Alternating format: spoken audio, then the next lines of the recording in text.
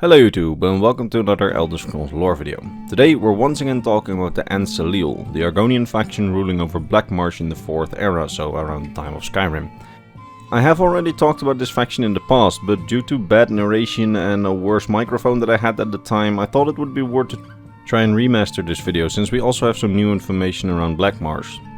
So, with Christmas now quickly approaching, let's immediately get into this video.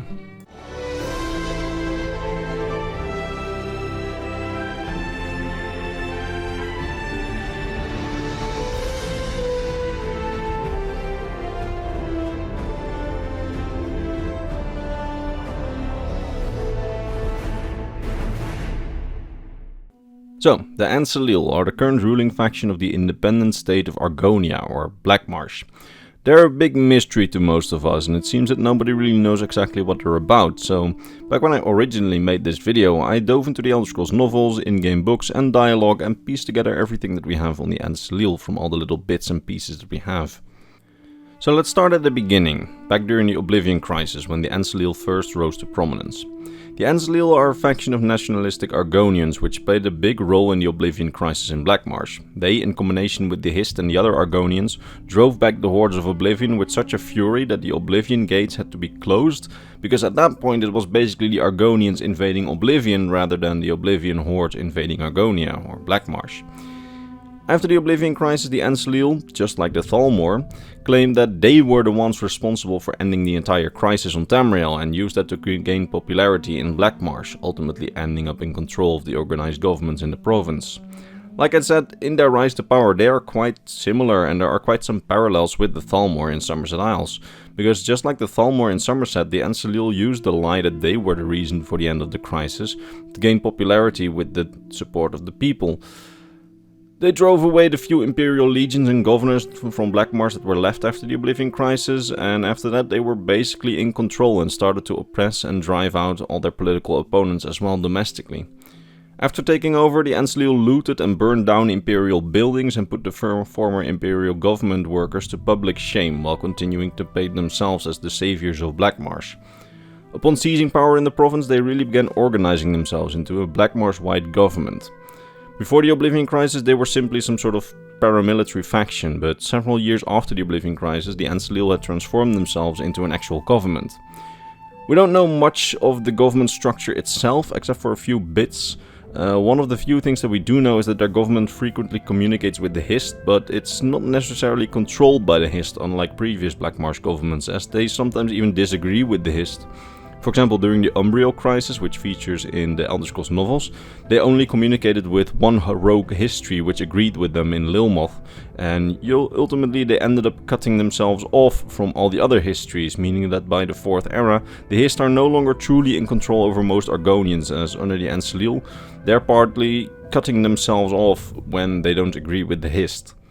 Their government is partly based inside a large buried Zanmir pyramid that was built by the Argonians during ancient times, during the Zanmir times, which I made a video on. Check the description for that.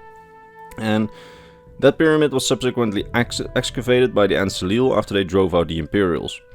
The interesting thing here is that these pyramids were abandoned in ancient times during what was known as the Duskfall, a change in Argonian society which was started by the Hist, and in which they became more primitive as they left behind permanent structures like those big Zanmir pyramids. Meaning that the An-Xileel partly or even fully turned away from the Duskfall and the wishes of the Hist in that regard as well. If you want to know more about the Duskfall and the whole thing with the Argonians leaving technology and permanent buildings behind, I actually made a video on the Duskfall as well, and why the Argonians were so primitive up until the takeover of the An-Xileel. Link to that video is in the description. Anyway, back to the An-Xileel government. We know that one arm of their government, while one without too much power, is called the Organism. It's a part of their government made of human, Khajiiti and Elven advisors who communicate with the government, advising them on matters like the Altmeri Dominion, the Empire, human relations, etc. We also know that they have several layers of government which do have significant power. Example of these are city councils, which the previous Argonian government didn't really seem to have, as they weren't too very organized.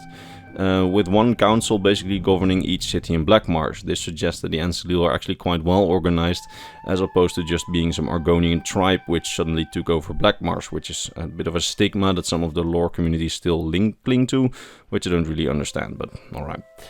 Something else, that they are very totalitarian, as they repress political enemies and dissidents, while their biggest goal is actually to reverse everything in Black Marsh to how it was before colonial powers like the Empire and the Thalmor took over foreign lands like Black Marsh. Basically, their goal is to have Argonia truly be the Argonia of the Argonians again, which is part of the reason why they themselves apparently call it Argonia, as Black Marsh is just a colonial name given to the province. This means that they basically seek to remove all Imperial influence from the land and make Black Marsh basically great again, or make Black Marsh for the Argonians again, and thus make it Argonia again. In terms of foreign relations, their relationship with the Empire and the Altmerry Dominion is, well, okay, I suppose. The AnXileel are nationalists first and foremost, and have no ambition of conquering more of Tamriel, except maybe some of the areas which they thought may perhaps belong to the Marsh, like the Blackwood area of Cyrodiil or the most southern regions of Morrowind, which they actually did conquer in the Accession War, of which there will soon also be a remastered video out, since that one is also quite unwatchable by modern channel standards. But all the AnXileel truly want is to rule Black Marsh, or Argonia as they call it, and have it be Argonia rather than whatever the colonial powers want it to be.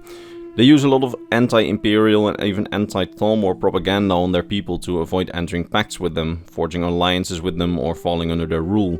They also have a special name for Argonians living abroad or under governments beside the An-Xileel, or who were previously loyalists to another government like the Imperial government before the Oblivion Crisis, and they call those people the assimilated, thereby outcasting those with substantial knowledge of the outside world and further consolidating knowledge of the outside world firmly into the hands of the An-Xileel.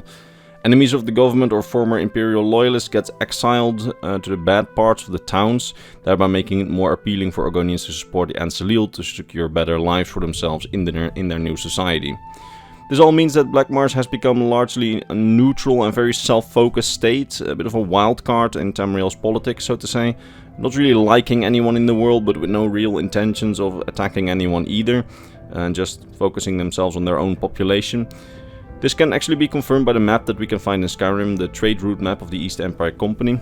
On it we can see that at the time of Skyrim, Black Marsh basically trades equally with both the Empire and the Dominion. We also know that at some points Imperial and Thalmor delegations entered Black Marsh to speak with the AnXileel to foster diplomatic relations, but that the AnXileel apparently wouldn't take sides with either of them, and to date they haven't supported either side, so not the Empire or the Altmerry Dominion. While they do trade and communicate with the Dominion and the Empire, they maintain very strict policies on who can enter Black Marsh and its cities. There are no foreigners allowed into their cities besides those specially approved by the AnXileel. This has actually resulted in the spawning of large trading towns in front of the actual cities in the harbors, creating special towns where foreigners can live next to the actual cities, where the conditions of course are much worse than in the cities. And the final thing that we do know about the AnXileel is that they are the ones who initiated the Argonian attack on Morrowind, so the Accession War. Actually, the only canon image that we have of a member, or rather soldier, of the AnXileel is this card from the Elder Scrolls Legends, which shows one of their soldiers, probably during the Accession War. But if you want to know more about that war, watch my remastered video on the war, which will soon be out, hopefully, if I can get it done. Anyway, I sincerely hope that you enjoyed this video and that you learned something new with some of the updates to the original one. It was actually really cool to delve back into one of my favorite topics from back in the day, and I really hope that you like it as well. I'm just glad that the information held up quite well, but we haven't really gotten that much new information on the faction itself since, Bethesda is not really working on Elder Scrolls 6 yet, so yeah. Now, as always, before I end this, allow me to vocally mention my top Patreon supporters: Mr. Bernardo Winda, Gabriel Binda, Athena Hyotis, Polaris Putin, Sar Mikhail, Sword of Bushido, and Mr. Christmas. These wonderful people, along with all the others on screen, make my videos possible, and for that I am very grateful. That said, I will see you all in the next Elder Scrolls lore video. Bye bye.